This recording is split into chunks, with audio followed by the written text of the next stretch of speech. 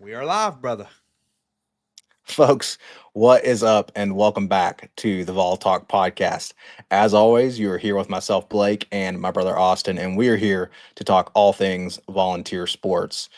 And Austin, today we are going to be focusing on pretty much everything SEC Media Days, specifically what Heupel and the team had to say at SEC Media Days. And Austin, there were a few fun quotes and a few fun things that were kind of talked about at SEC Media Days that we're going to talk about today. Give us a sneak peek real quick. Yeah, no question, dude. A lot of stuff came out from SC Media Days. Heupel confirmed the QB battles on. We'll talk about that. Really, the first time he's talked about the QB competition that's going to happen this summer. And then Miles Kitselman had a lot of interesting quotes coming out of the week. Probably the most interesting quotes coming out of the week, no question about it. A lot of interesting stories on Aguilar, man. A lot of interesting stories on Aguilar. That might be changing my mind a little bit. Not that I had a poor perception of him, but might be changing my mind a little bit, man. He might just win this job pretty easily, just from what we've heard. And then we have some additional thoughts on SC Media Days, some other things that came out that were interesting. We've had an eventful off season and a lot of interesting questions at the media days about that off season. So we'll try to get into everything, and we may have this show may have got a shout out on SC Media Days, Blake. It might have happened. We'll get into that later as well. We're not going to talk about the contacts. We're just going to give y'all a little teaser because that is what I'm looking forward to is talking about that little clip at the end of the episode today. So, folks, stick around for the whole thing. We're going to be doing a full episode today, but at the end, like Austin said, we got a little treat for you. But yeah, man, there's so much to talk about. So we're going to get into all of it. Listen, first and foremost, I want to tell the good folks at home, rest assured, I am not in prison. Okay. I am still in a closet like I was last week, essentially. But I have upgraded my closet. There's not as much craziness going on. And so, look, the show is going to go on, baby. Okay. The No show matter is what. going to go Oh, on. now he's zooming And, in. He's still learning the new camera, folks. I, yeah, so Be that's a little patient with awkward. him. Be Uh, patient that's with a him. little that's a little awkward. I don't know why the camera's zooming in like that, but the What? show is gonna go on. While Blake Uh, figures out his camera, please like the video, like the live stream, subscribe to the channel. We are at 209 right now, Blake. Again, continuing to grow through the off season. So if y'all could please like and subscribe, we've really appreciated the support recently on the live stream. Our last live stream was one of our best we've had on the channel, dude. So continue to grow through the off season, and we are ready for football season, man. We are ready. I'm so excited, and it feels like it's here, dude. it basically is. Inject it straight into my veins, bro, because I am ready. We're starting the season. Orange versus orange, baby. Taking on Syracuse. Going to show them who the real Yup. big orange is. So, yeah, dude, inject it straight into my veins. And yes, thank you, folks, to everyone who is supporting, who has continued to subscribe and watch our content. Like Austin said, even despite the technical difficulties that we are working through slowly but surely as my environment changes a little bit over the next few weeks. So, definitely appreciate everyone's support. Go ahead and like and subscribe. And please, as always, hop in the chat. We love talking with you guys as we do these live streams. And thankfully, Austin, I do have the chat up now this week. So I will be able to respond in real time to Sweet. folks in the chat. So, Austin, let's hop right into it. We're going to start with the juicy stuff first, right? We're going to start with the I feel big like all of it's question on juicy, everyone's mind. but Oh no, trust me, all of it's juicy, but this is kind of I should say the big question on everyone's mind, right? Our recent video on the QB battle got over 3,300 views, and that was because this is what people love. This is the kind of content people love, which is to talk about this QB battle. And Austin, we in our that video that I'm talking about, we talked about how Brent Hubbs and other reporters now have even come out and they've predicted that Joey Aguilar is going to win the starting job. But Heupel is strong, staying put on, hey, guess what? This QB battle is happening. We are in the middle of a QB battle. Talk us through that, Austin, and what he said at SC Media Days. Yeah, it was interesting, dude, because wasn't it feeling like for a while we were covering it that the battle was already over? Like it felt Yep, like it was done. Everyone exactly. just expected Aguilar to be the guy. Like he's the starter on the football game. He's like, it just felt like he's been named a starter. Although Heupel hasn't really had media availability recently. He hasn't really talked on it. We've just heard, like you said, the Brent Hubbs prediction and things of that nature. So even though it felt like the perception was okay, this battle is already over, Heupel, again, as you just said, Blake, it was like basically the second thing he said. It wasn't even a question. He addressed it before the media even started asking questions. He basically said that, yeah, I mean, it's going to be a QB competition, and Yep. whoever is going to be the starter is going to have to earn that starting position.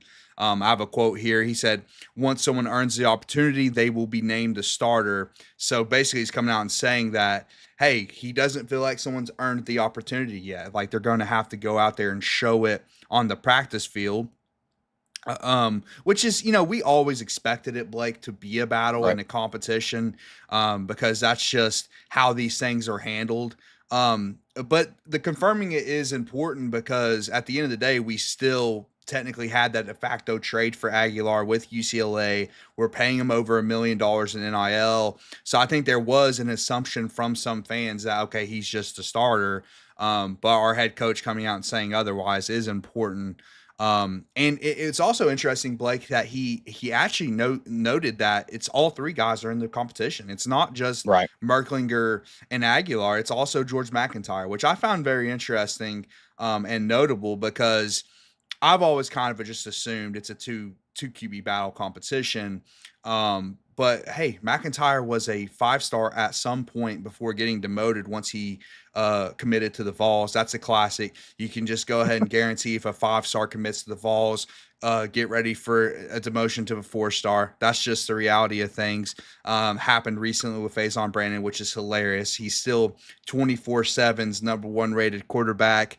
However, on three, or actually, I think it was Rivals demoted him to a 4-star. Rivals. So yeah, man, that's a classic thing. Little tangent, but whatever. But it's interesting, dude. That means all three guys are going to be given the opportunity. Pretty tough because it's like there's only so many QB1 reps to go around in practice. So I'm kind of interested, which we don't have access to that, Blake, so we don't really know. But it is interesting. I wonder if they really are just rotating them, one after one, in the starting offense and seeing how they look against the starters on defense. It's going to be interesting, man. I still think Aguilar is the leader right now in the competition, but it is a competition. Yeah, and look, part of this is what we already knew, right? You just said that, right? We always knew that Heupel was going to say this. He's going to. That's what he did with Hendon and or Josh Milton, Joe Milton. He let the battle play out. He kind of kept it close to the chest, even if maybe internally they knew who was going to start, right? But we knew that he wasn't going to come out and or at least we should say it was very unlikely that he was going to come out to SC Media Days and say Joey Aguilar is our starter or, Merklinger is our starter, especially because he didn't bring one of those QBs to SC Media Days with them, right? True. That's very unconventional, right? Usually the quarterback goes, with teams to SC Media Days. So when there's not a QB with you, then obviously, right, it was going to be very shocking if he came out and said that, hey, this is not a battle. We have our number one guy. So we were expecting this. But I do think there is a contingent of Vol fans, Austin, who kind of are not are kind of on the McIntyre train, right? They're like, True. which We've we seen kind of that in our assume, comment section, Blake. we have seen that in our comment section that there's a lot of people who are kind of already riding and dying with McIntyre, which again, we did kind of not necessarily dismiss that, but we have assumed that it was a two-way battle. But so what to me this isn't a huge surprise. However, it is still good to see because again, we were seeing all these reporters coming out and saying, hey, look, Aguilar is going to start. They weren't reporting it, but they were predicting it, right? Like Brent Hubbs, like that video that we did. So I guess my question to you, Austin, is: do you think that it is just kind of mainly smoke and mirrors, Heupel trying to get the best out of his guys by having a competition, or do you think he's being 100% genuine that they really truly don't know who's going to win this job yet? I think they don't know. However, I do think just from what we've seen, which we'll get into all this later, all the quotes and stories that have come out later, that Aguilar is a heavy favorite. Um, but you have to also try to get the best out of your games. I think it's a little bit of both, man, because you can't, especially since Aguilar just got here in June, like the beginning of June. You can't come out and say, "Oh, he's for sure the guy," after only being here for a month. I think that hurts morale, and again, Right. you don't get the best out of a guy like Merklinger or McIntyre. So you have to tell them, okay, it's a competition. Um, do I think if I'm being honest, dude, I think it is still a two QB battle. I really would be shocked if McIntyre is our starter week one. I would be really shocked. I think he's extremely talented. I don't think he has the build yet to play in the SEC. He's a true freshman who it doesn't look like he weighs over 150 pounds. He might because of his height, but he's extremely skinny at this moment in time. I would be really shocked if we started a true freshman with what we have on campus currently with Aguilar's his experience as a starter, and then Merklinger's experience in the system. That's really been kind of our conversation, right, Blake? It's like how are they going to weigh that experience on the field versus experience in the system? But what I think is kind of starting to emerge, man, is the intangibles of Joey Aguilar are coming to light, and again, that's the kind of the stories we're going to get into a little bit later. But yeah, I do think they're going to give Merklinger an honest chance. I just think what we've seen from Aguilar so far is that he's winning it. Like he's winning it from what we've heard. Which is, I mean, it's notable, right? Like we kind of said, it's like, hey, if Aguilar comes in here and he's just got these intangibles and he shows this leadership qualities, then he can win this job, despite having a lack of experience in the system. And I think that's kind of where it's trending. Yeah, and we did say, hey, look, Merklinger, if he shows that leadership quality and is kind of steps up and becomes that vocal leader in the locker room, then we would anticipate him winning because of his experience in the system, right? And the disadvantage Aguilar has coming into a new system. But again, like you're kind of giving the folks a little teaser here about what we're going to, talk about in a little bit, which is that kind of the leadership that Aguilar does seem to be showing thus far, and being that kind of guy in the locker room that just leads the team, and that also is going to kind of segue a little bit into our next subject, which I'm really excited to talk about because I'm gonna maybe have a little bit of comeuppance Yes. with the next section. And But Dakota just dropped a comment about it in the comment section here. let's see Essentially, what Blake. Dakota says. I think the leadership quality is huge. Given what we've learned about Nico post his exit. Yes, absolutely, Dakota. That's going to be a great segue into our next section for sure. And also, Austin, I'm glad you pointed out the chat here. Quick shout out to Jeff Clabo. Jeff, if you're still in the chat, we appreciate you joining. I think you might be somewhat new to the Vol Talk podcast, so we appreciate you joining here. Appreciate everyone jumping in the chat. But yeah, Dakota is hitting the nail on the head that, hey, with Nico, not only his on the field kind of stuff with the decision making that being questionable, things like that, but was the leadership there? And we're going to get into that. But so far, like you're saying, like you're alluding to, Austin, Aguilar seems to be showing that he's got that leadership. And so now, if he can learn the system, then it's almost a done deal, especially with his kind of experience. Yeah, man. We'll see. We'll see how it plays out. But yeah, I think this is a great segue because Miles Kitselman called out our former quarterback, Blake. He did, which is interesting. And you do get to take a victory lap on this one, man. But I'll get into the quote. This is a shortened quote, Yep. but it is the quote. Kitselman talking about Nico last year. You come off a drive, go 3-and-out, and it's like, where's the voice of this team? That's what he said. And you expect that out of your starting quarterback, Blake. You do. That's the quarterback's job. It's why I call it the most important position in sports, because it's not just what impacts winning the most, Blake, but it's also the intangibles, the leadership all falls on the quarterback's shoulders, man. It's the head coach and it's the quarterback when it comes to leading a football team. And it did feel like that was missing last year. And when you have a player, right, on the team, Miles Kitselman, who, by the way, Blake, we shouted out a lot last year with his play. Yep.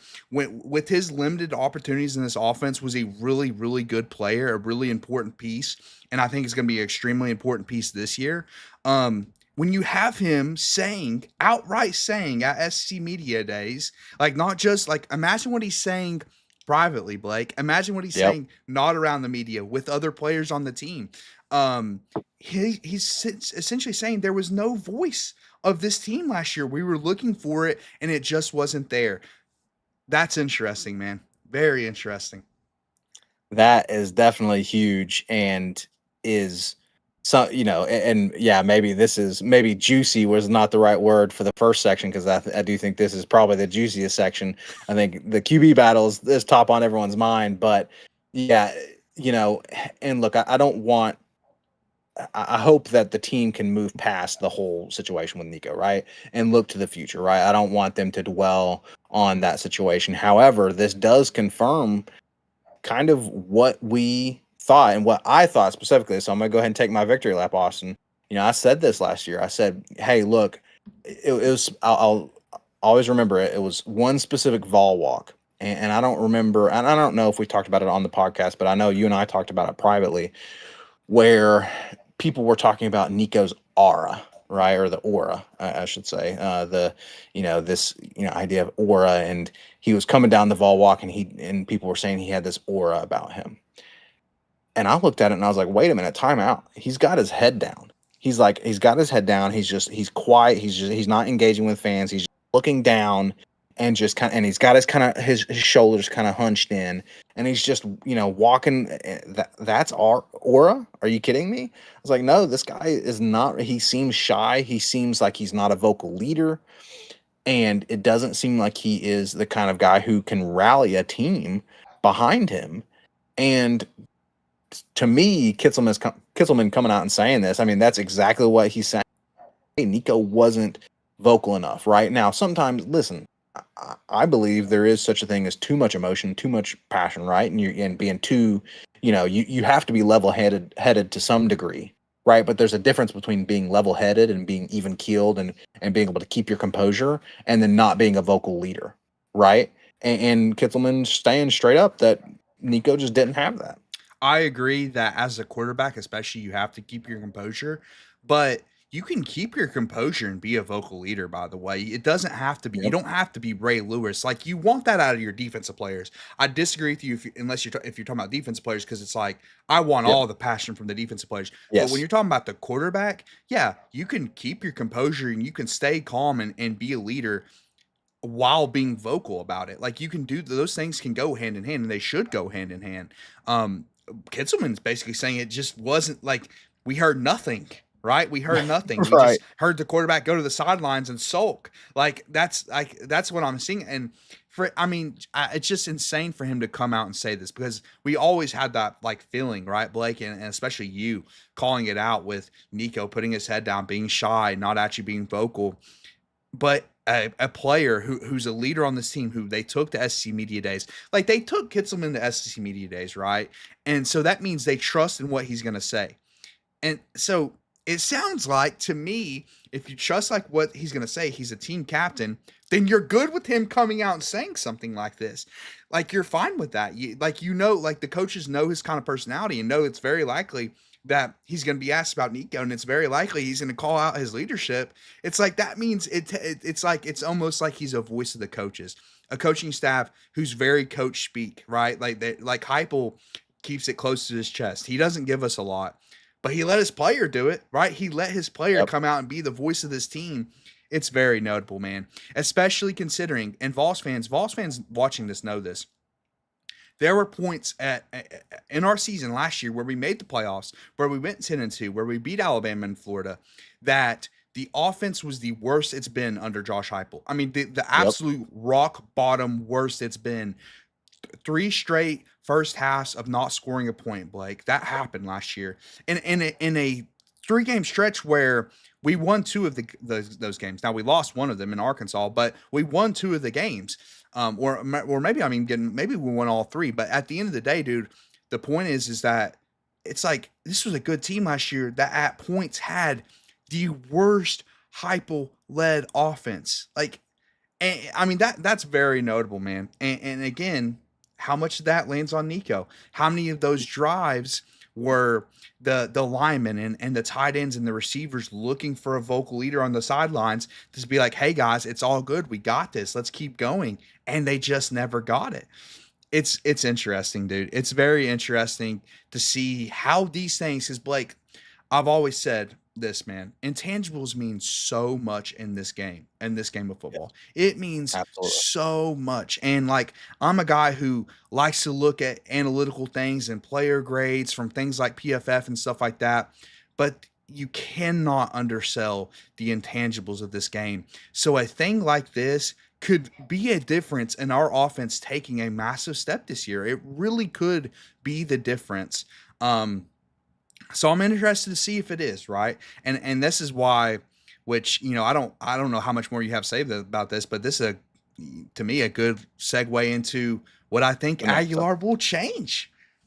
Exactly. Yep. I think it is a great segue. I do, want to say that, I think, yeah, in terms of defensive players, right, you want all that passion, right? You need them to be laying it all out on the field. But yeah, you do need some composure from your offensive players and your quarterback. But the quarterback still does have to be that leader with those intangibles, exactly like you're talking about, because as you've said time and time again on this podcast, quarterback is the most important position in football. And so, yeah, people like to talk about, Nico's stats, and they weren't all that bad. But again, how many times did we talk about his decision making, right? And that's part of the intangibles is the decision making, and you know, and then obviously now we're talking about the leadership qualities, and these intangibles lead to, okay, his stats weren't all that bad. They were kind of middle of the road for the SEC.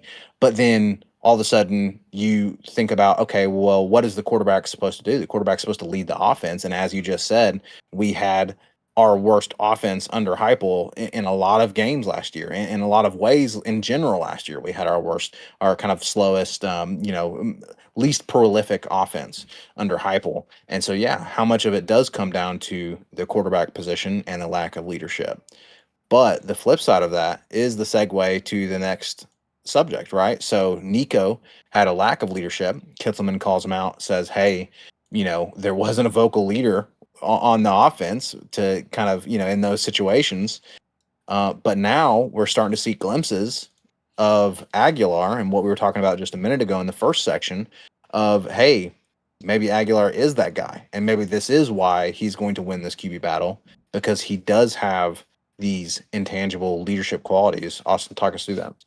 I really believe this was the theme of media day and the stories that came out and the quotes that came out from players. It was incredible, man. And listen, I like hindsight's 2020, whatever. I don't know if I heard players talking like this, or like this about Nico last year. I just don't think I heard it. Um, I think it starts with just some of the stories from reporters. So this is actually a quote from Kitselman. He says, being a new guy getting here June 1st, whatever it was a month ago, he's already best friends with almost everybody on the team. That's incredible. I mean, that's just a guy that to me is just again showing leadership, right? Like trying to get team chemistry right off the bat. Very personal guy. And then this report came out from Adam Sparks. He's basically saying Joey Aguilar won over Tennessee teammates. He took offensive linemen out to dinner. He did nightly video game gatherings, and he joined in on huge pool parties and things like that. Again, just trying to build team chemistry right away, being a leader in a locker room immediately. Like Kitselman said, only a month into it, just immediately being a leader. Um, and then I also have some specific quotes from players that they took to media days. Arian Carter basically talked about how, he's a guy, he's already coaching up the young guys, which, tells me again that he's, you know, maybe already taking the lead in this battle a little bit. He called him a very smart guy, very poised, very calm. He said he wouldn't change him being the quarterback, which, dude, like, again, that's like a slight shot at Nico. When Aaron Carter, a defensive guy, is saying, hey, I wouldn't change Aguilar being the guy over anything in the world right now, it's like, that includes Nico leaving UCLA. It does. So that's very interesting. I thought Bryson Eason had one of the more interesting quotes as well. Again, I think it's a shot at Nico. He says, off the field, I would say he's a very down to earth person. Nothing cocky about him, nothing arrogant about him. Just a real down to earth human who's willing to come into a program and help them out. On the field wise, I feel like he's a worker, comes to work every day, has a mission, ready to get better in every aspect he can, and wants to bring along guys with him so everybody can elevate and get better. I feel like overall he's just a great dude. That's Bryson Easton about Joey Aguilar. Again, I view that as a little bit of a shot at the past quarterback. Like, maybe the past quarterback was a little cocky. Maybe he didn't want to help other guys out and help elevate the team. Like, all this, like, that's a very detailed quote, man. That's, to me, that's not coach speak at all, right? That's not just like trying to get out an answer. Like, he was very detailed in that answer, right? Blake saying how this is a dude that's extremely down to earth, but inside the building, he's an extremely hard worker. He's already made that big of an impression on a defensive player, by the way, who he's not spending a ton of time with the defense, right? He's mostly in the Yep. QB room and in the offensive room. He's not spending a lot of time with a D lineman. But that's the impression Joey Aguilar has already made on a guy like Bryson Eason. That's incredible, man. Like, in that short of a time, I just think that's extremely notable. And look, I don't want to, put my orange tinted glasses on too much, but it's almost the perfect recipe for a surprise season, Austin, right? Because you've got this kind of galvanizing situation where Nico leaves the locker room in the crazy circumstances and all the media attention on the Tennessee locker room. And then all of a sudden, you've got this guy in Aguilar who happens to be the quarterback that Nico replaced. And now it's like, you're kind of, Aguilar's got a chip on his shoulder as well because of that. And then Tennessee, this locker room's got a chip on our shoulders. And it seems like the perfect recipe for, hey, these guys are going to be to kind of prove the world wrong, and to, Aguilar is going to want to prove himself, and this team is going to want to prove that, hey, they can win, with a better quarterback, a more vocal leader, a guy like Aguilar. I think it's I think it's a great recipe for some success this season. We're going to talk a little bit about kind of what other people are viewing our season as in a little bit, but I do think it's awesome to hear, especially just the stuff you're talking about where they're talking about Aguilar being at these pool parties and just kind of building that immediate chemistry with the team. And honestly, Austin, I think fans see it as well in the very few interactions fans have had with Aguilar, because you think about those clips where Aguilar was at that autograph signing. Right, and it's just night and day difference from Nico, who had to, it was like pulling teeth to get Yeah. Nico to go to an autograph signing. And now here you have Aguilar, who's very obviously, happy about being at these signings and interacting with these young fans and all of that, being what a quarterback should be, which is a great role model to fans, interacting with fans. And again, I think it's just more tangible evidence of the difference between the two. And again, it's hindsight's 2020, but you're right, dude. I mean, how many public appearances did you see Nico make as the Vol quarterback? I mean, I saw like none. I really, truly Yeah. do not remember him going out and just being amongst the fan base. It always felt like his family like didn't like it here, like didn't want to be here. And Aguilar's just shown the complete opposite in a month or so. Again, it's coming from a fan, Blake, who said when Aguilar signed on that I feel like Jake Merklinger should be the favorite to win the job. I said that just a couple months ago, but these are the kind of stories, and I even said at the time to give me a little bit of credit that, but I can change my mind if Aguilar comes in and shows the intangibles, the Yep. leadership intangibles right away. We talked about that. It's like if Aguilar comes in and just wins over the locker room. I might have used that exact phrase a couple months ago, Blake. Wins over the locker room and just immediately the guys gravitate towards him. That's what's happening. That's what the players are saying. That's why I think it's really Aguilar's job to lose at this point because they're still referring to Merklinger as the young guy, the young buck who's has to learn, and it's like Aguilar just has the experience, man, and he's Yep. won over this locker room, and it does feel like night and day difference now between him and Nico. Does that mean it's going to completely revitalize this offense and we're going to get back to the 2022 offense with Heupel and just lighting teams up? I don't know, man. That there's a lot to be seen with that. And we'll see. We really won't know until game one, right, Blake? Until Syracuse Right. happens, and we'll see if it looks different. But let's be honest about this, dude. Nico is a 5-star, whatever, and he has the arm. There's no question he has a better arm than Aguilar, dude. We're not going to kid ourselves with that. But let's not pretend like this offense was the reason we went 10-2 last year and made the Right. playoffs, Blake. It just was not. It just was not. So I believe it's very possible this offense can get a lot better, and then you add on the leadership that Aguilar has already shown and that the players are already talking about and calling out the past quarterback. That can change a team, man. It really can.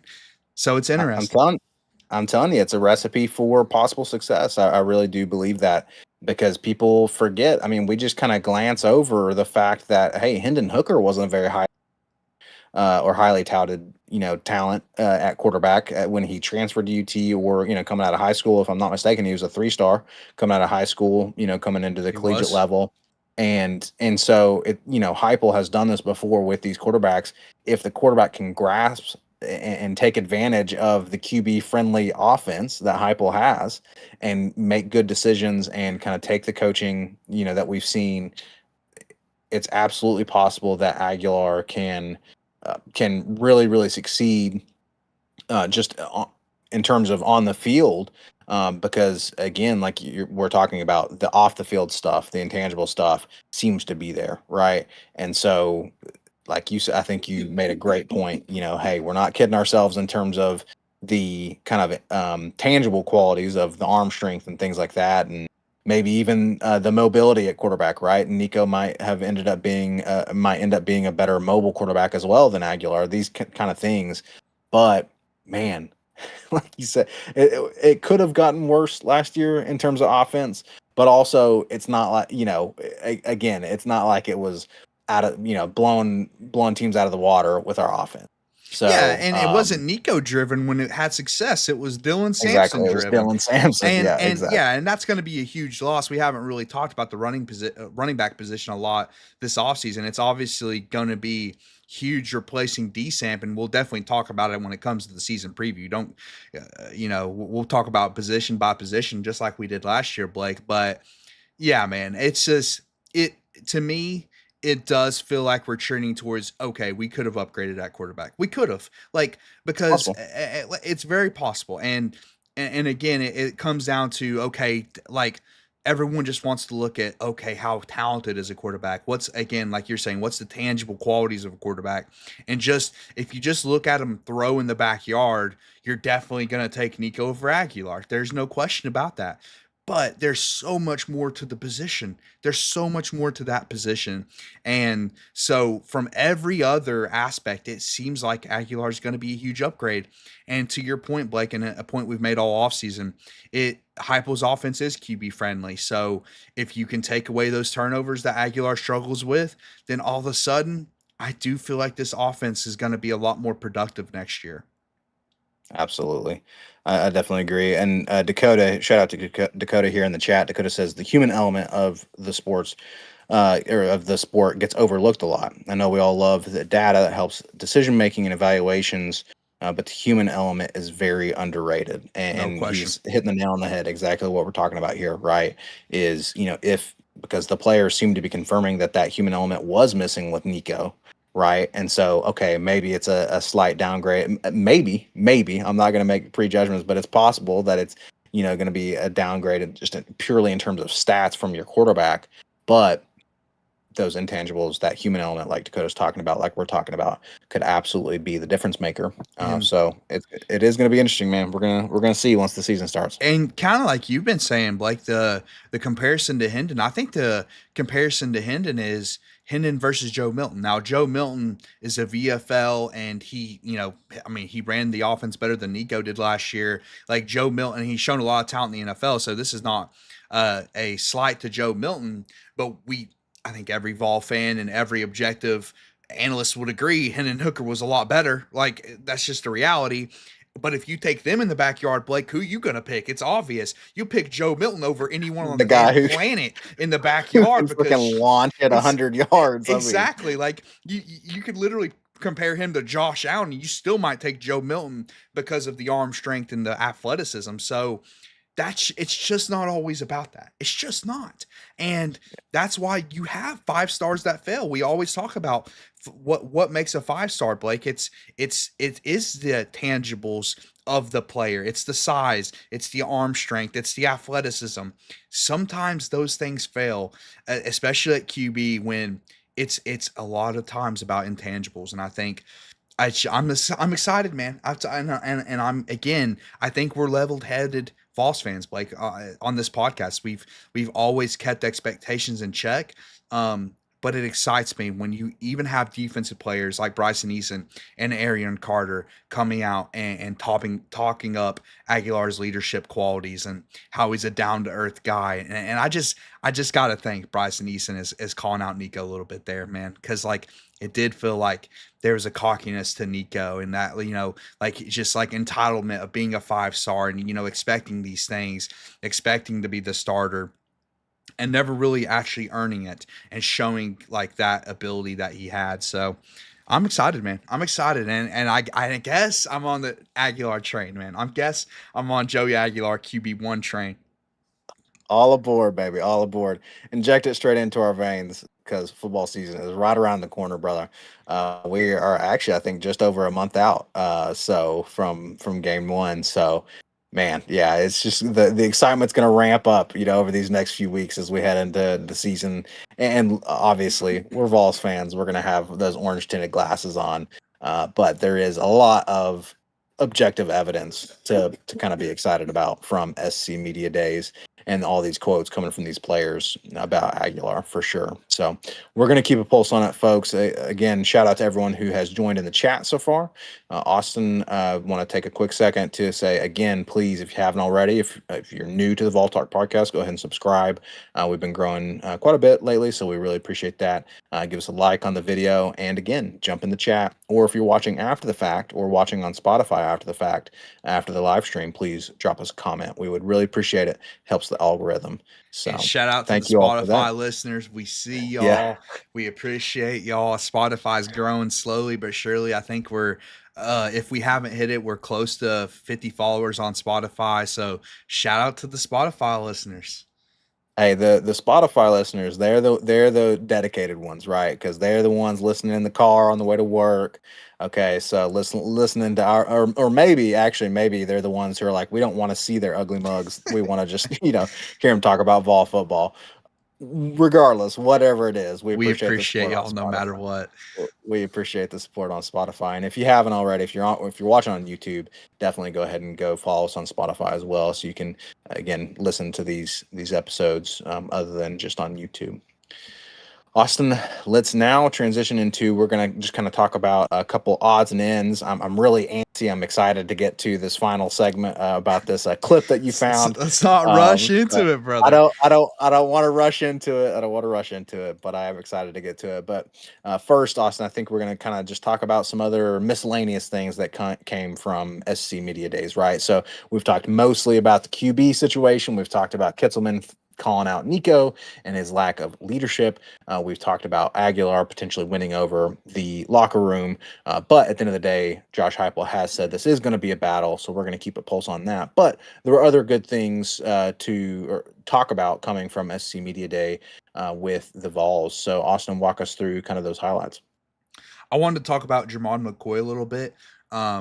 easily our best player last year, right? I mean, if you go back and look at our game reviews last year, Blake, a lot of the discussion was around Jermon McCoy. He won our Reggie White Player of the Year, our for our Voltec Awards. Um, People have kind of forgotten. It's kind of gone under the radar that he tore his ACL in at the Yeah, end of the season, man. Like he tore his yeah, ACL. He's recovering from a major injury.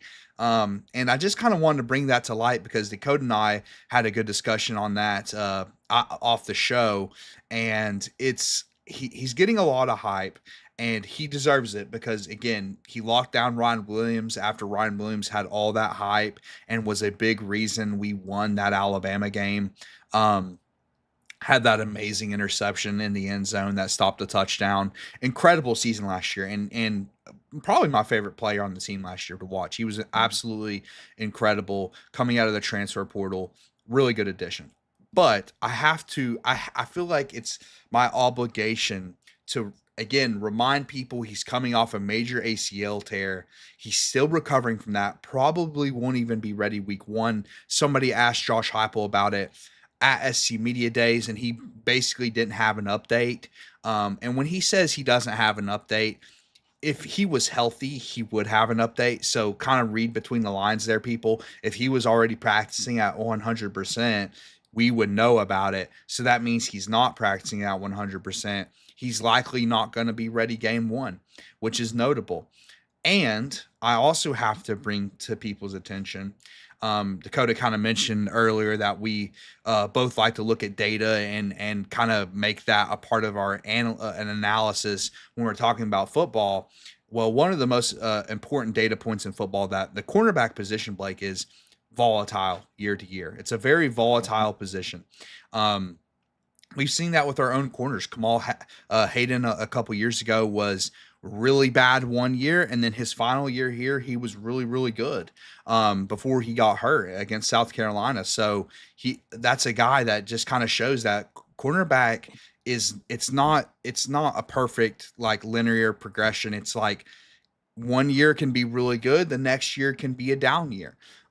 And you add that context to the fact that Jermod's coming off this major injury.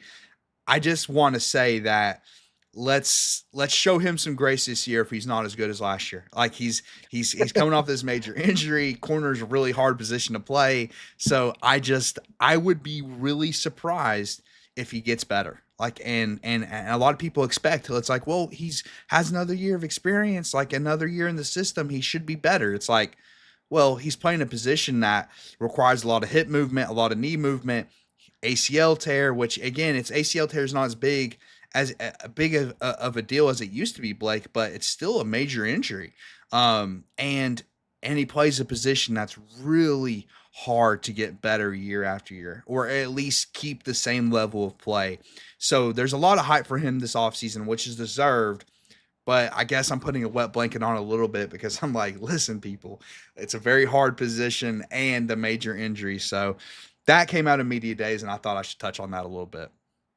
Well, unfortunately, the Vol Nostradamus has Oh no. spoken. Oh no. Um, Austin is unfortunately a negative prediction Nostradamus, and Not he, always I negative, think but I will keep pounding the book. I predicted us to go 10-2 last year, Blake, when you you're said it was right. going to be 8-4. So let's not I said always nine and say it's three. I okay. said nine Nine and and three. three. My bad. My bad. 9-3.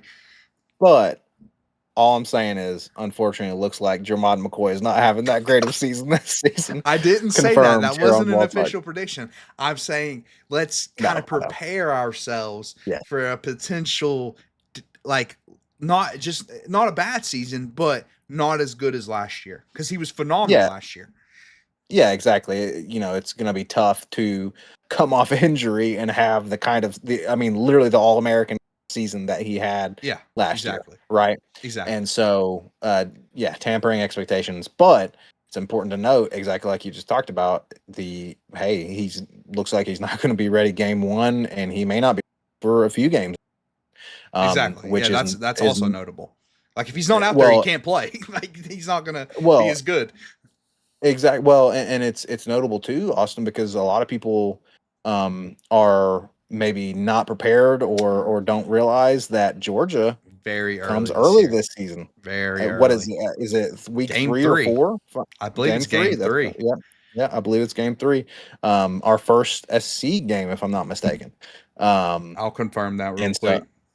yeah, and so it's definitely going to be unfortunate if Game Jermod 3 McCoy, indeed. That's stressful. yeah, That's stressful, boys. That's stressful.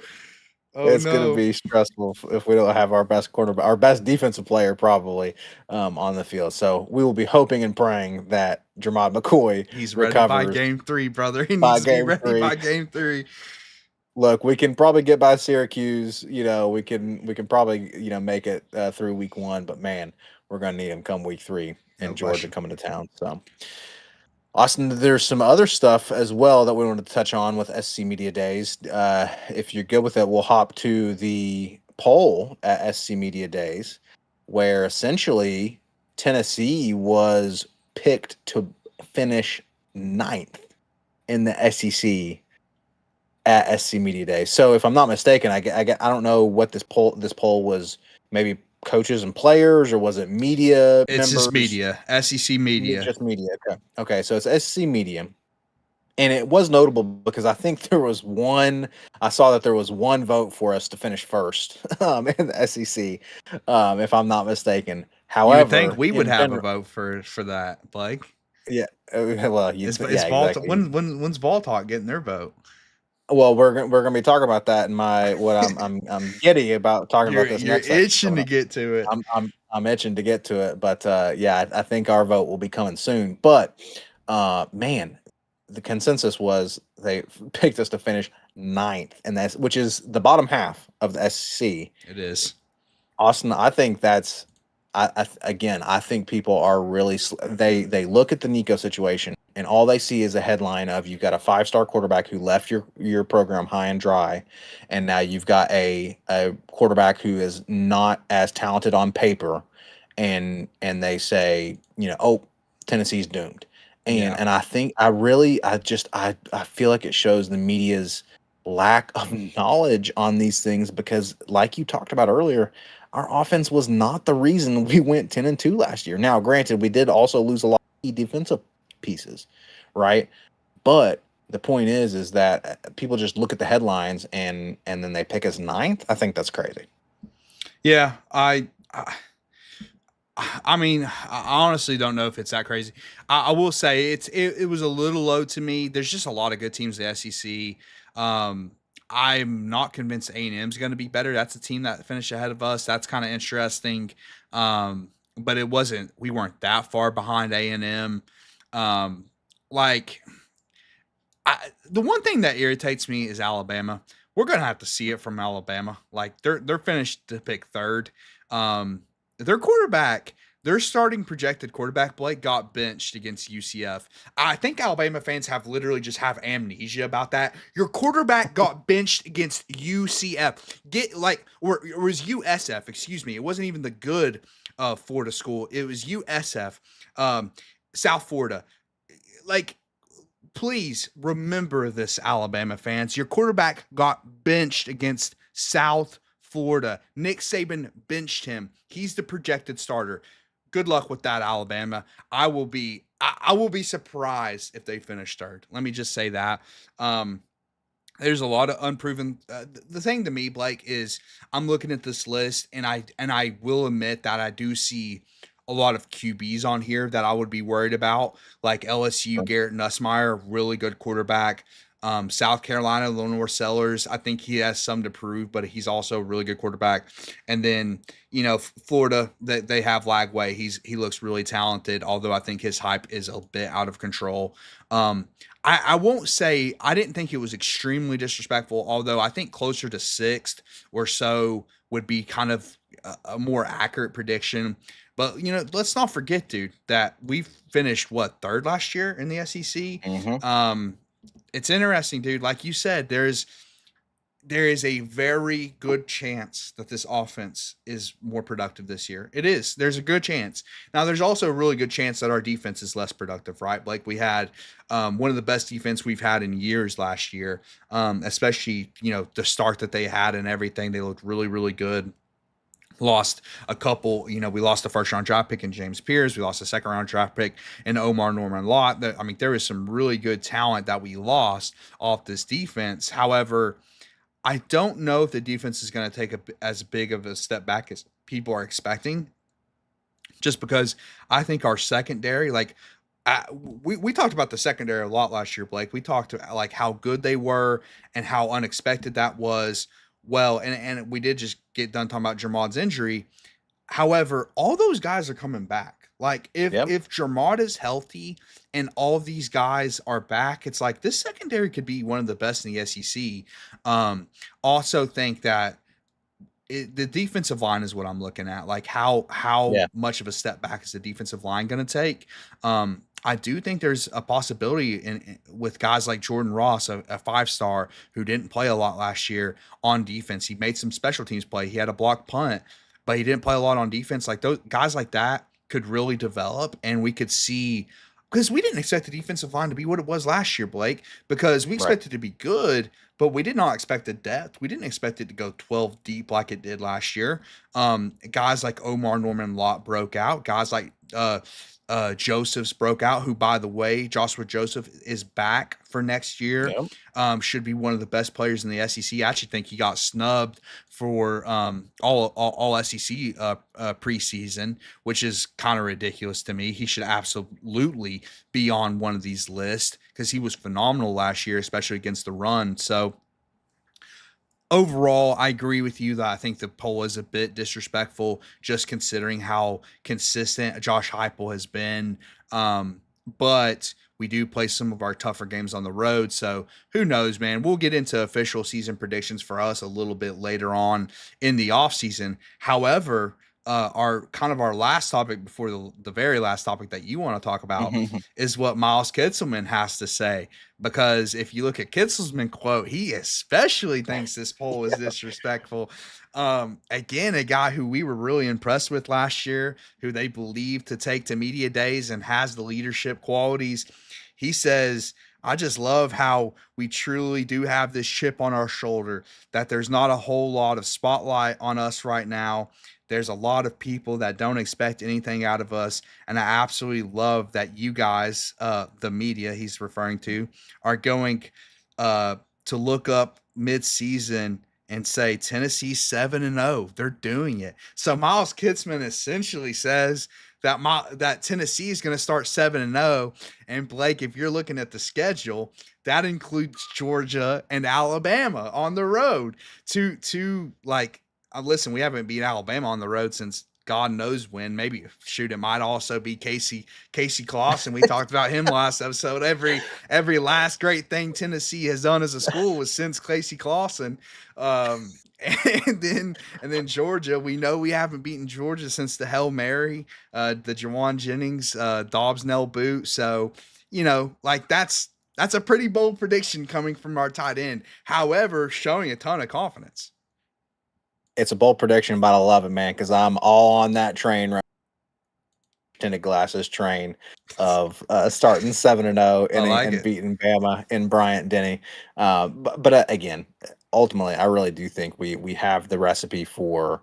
Look, right now we're optimistic. We're ready for football season. That might change, come once we actually get into the schedule, because it is a tough schedule. But I'm telling you, I do believe that we have the recipe for shocking some people. Now, do I think, am I saying that, hey, you know what, it's a lock. Tennessee's winning the national championship. Tennessee's winning the SEC. No, that's not what I'm saying. I am saying that I think we've got a recipe for surprising people and surprising the people who voted on this poll to say that, hey, Tennessee's going to finish ninth in the SEC. Watch out. I'm all on board with what Kitselman's saying. Watch out, because you might look up and you might just be looking at Tennessee team that's shocking you. So, Yeah, Austin, and any other final thoughts on SC Media Days? yeah, just last thought on just kind of predictions going into next season. And I've kind of been saying this all off season, man. There's so many questions about this team that the range of outcomes is very, very vast. Like, I think there is a possible outcome where Kitselman's correct. Like, if we get this high end play from Aguilar that we didn't get from Nico last year, because of his intangibles, and Heupel's eliminated these turnovers, and all of a sudden the offense is so much more productive. The receivers, a very young receiving core that has a lot of upside, a ton of upside on this receiving core. If those guys hit the high range of their outcomes, and then all of a sudden Mike Matthews has developed into a number 1X type wide receiver that can change an offense completely. The offensive line gets better because there's points last year. It felt like it couldn't get much worse. So maybe they continue to develop and they get better. And I'm not even going to go there, Blake, because we're in optimistic season. It's the off season right now, but you know what I'm thinking. I know what you're thinking. And then the defense doesn't take as big of a step back as we think, because some of these young players continue to develop. Like, a guy I'm looking at is a guy that they brought to media days, Arian Carter, a guy who's going to be in the middle of the defense, playing that middle linebacker position that we love, Blake. It's gonna be interesting, dude. Like, to me, there's enough question marks to say, okay, it's possible that we have this high end season and we're back in the playoff contention. But it's also possible that, we don't really have an answer at quarterback, and we're looking at, a 6-6, 7-6 type season. I'm just saying, there's a lot of possibilities, dude. It's a it's a wide range of outcomes. I think it's very highly unlikely that we end up at that bottom level of the wide range of outcomes. However, I hear what you're saying for sure. But right now, we're optimistic, baby. We're optimistic. And Austin, I'm not only optimistic about the season, the volunteer football season. There we go. Blake's favorite segment. I'm also optimistic about the upside of this podcast, because, folks, believe it or not, look, if you've stuck around this long for the show, we appreciate you watching till the end of the show. But now we've got a special treat for you guys, because, believe it or not, the Vol Talk podcast, or we'll just say Vol Talk, got a shout out at SEC Media Days. Austin, I think we got a clip, don't we?